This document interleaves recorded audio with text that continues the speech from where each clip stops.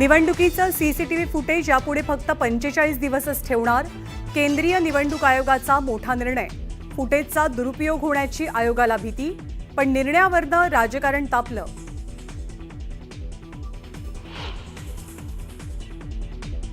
दोन 2019 साली आम्हाला सर्वाधिक बहुमत मिळालं, पण सरकार आणू शकलो नाही.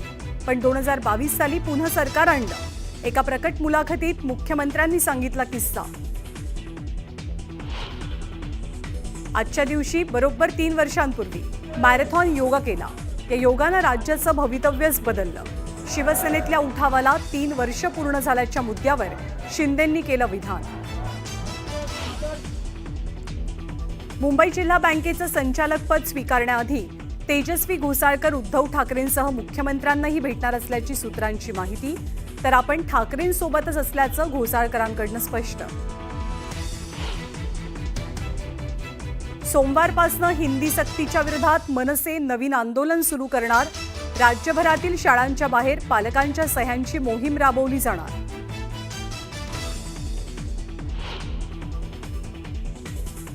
मुंबईतील मराठी रंगभूमी दालन गुपचूप रद्द का केलं? स्थानिकांचा विरोध नसताना भाजप आमदारांना विरोध केला की बिल्डर मित्राला ती जागा देणार आहात? आदित्य ठाकरेंचा थेट सवाल. योग्य वेळी शेतकरी कर्जमाफीचा निर्णय घेणार. आम्ही जनतेला दिलेला शब्द पाळणार.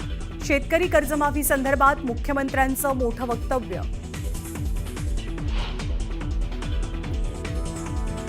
डोंबिवलीतील 65 अनधिकृत इमारतींमधील 6,500 नागरिक बेघर होण्याची शक्यता. इमारतींना पुन्हा केडीएमसीची नोटीस. तात्काळ घरं रिकामी करण्याचे आदेश. पोलीस बळाचा वापर करणार असल्याचाही उल्लेख. इस्रायलचा इराणच्या अणुऊर्जा केंद्रावर तुफान हल्ला.